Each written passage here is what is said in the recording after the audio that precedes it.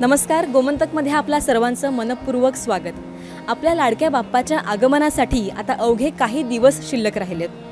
बाप्पाचा सण म्हटला की आपल्या डोळ्यांसमोर येतं ते सुंदर प्रकारचं डेकोरेशन, रंगीबेरंगी डेकोरेशन। आणि या डेकोरेशनसाठी सगळ्यात महत्त्वाचं साहित्य गोष्ट असते ती म्हणजे डेकोरेशनचं साहित्य।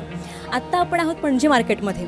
मंडळी, 2 वर्षांपासून हा सण जो आहे तो आपण खूप साध्या पद्धतीने साजरा केला होता आणि 2 वर्षांनंतर हा सण आपल्याला पुन्हा आधीच्या उत्साहाने साजरा करण्याची संधी मिळाली आहे। मग यंदा या डेकोरेशनच्या साहित्याला, या सणाला ग्राहकांचा, लोकांचा प्रतिसाद कसा आहे हे आज आपण जाणून घेणार आहोत। व्यापाऱ्यांच्या भावना कशा आहेत हे आपण पाहणार आहोत।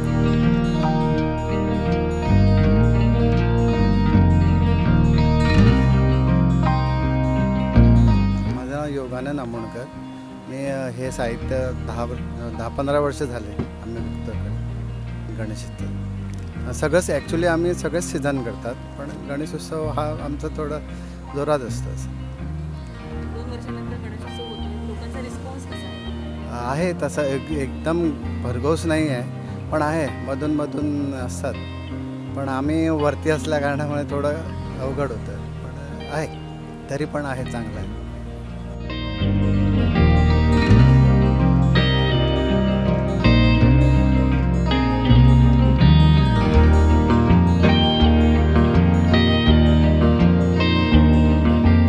नमस्कार काकू, आपलं नाव सांगा।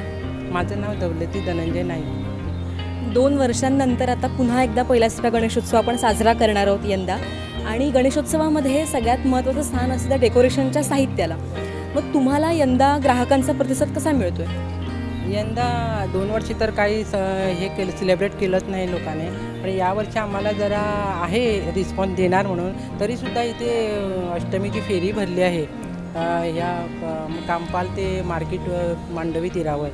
परंतु असं करायला नको होतं, हे फेरीचं हे जरा आम्हाला थोडं हेच वाटणार, कस्टमर येणार नाही असं वाटतं।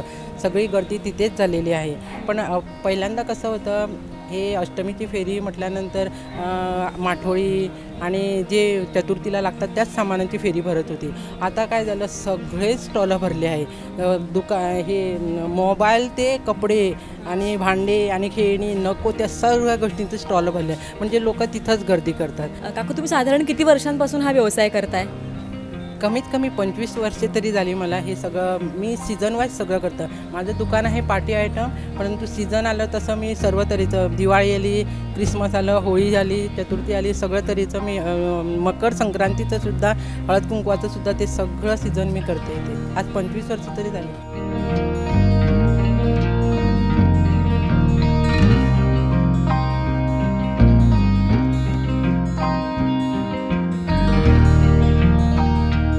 मंडळी, यंदा पणजी मार्केटप्रमाणेच गोव्यामध्ये प्रत्येक तालुक्यामध्ये गोवा सरकारनं स्वयंपूर्ण चतुर्थी बाजाराचं आयोजन केलेलं आहे। आणि या बाजारामध्ये गणपतीचं लागणारं साहित्य, पाककला, विविध पदार्थ हे या गोष्टी आपल्याला पाहायला मिळणार आहेत।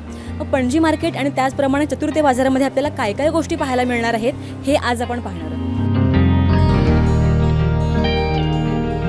माझं नाव सुमिता कृष्णा कारकी।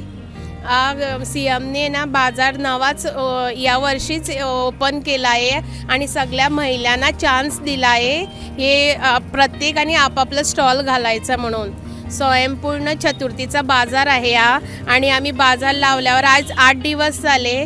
2-3 दिवस काही झालं नाही, पण आता आमचा चांगला रिस्पॉन्स आहे आम्हाला। आणि असं वाटतं की असंच गव्हर्नमेंटने बायकासाठी काय काय करावं, असं आम्हाला पण आनंद वाटतो काहीतरी आपलं स्वतःचं करून घेऊन बसायला। मंडळी, जसं की आपण पाहिलं, बाप्पासाठी लागणाऱ्या फुलांनी, फुलांच्या माळांनी, सजावटीच्या साहित्यांनी पणजी मार्केट असेल किंवा राज्यभरातील इतर मार्केटसुद्धा सजली आहेत। बाप्पाच्या या आगमनानं आपल्या सर्वांच्या आयुष्यामध्ये सुखसमृद्धी नांदो हीच इच्छा, आणि तुम्हा सर्वांना गोमंतकतर्फे गणेशोत्सवाच्या हार्दिक शुभेच्छा।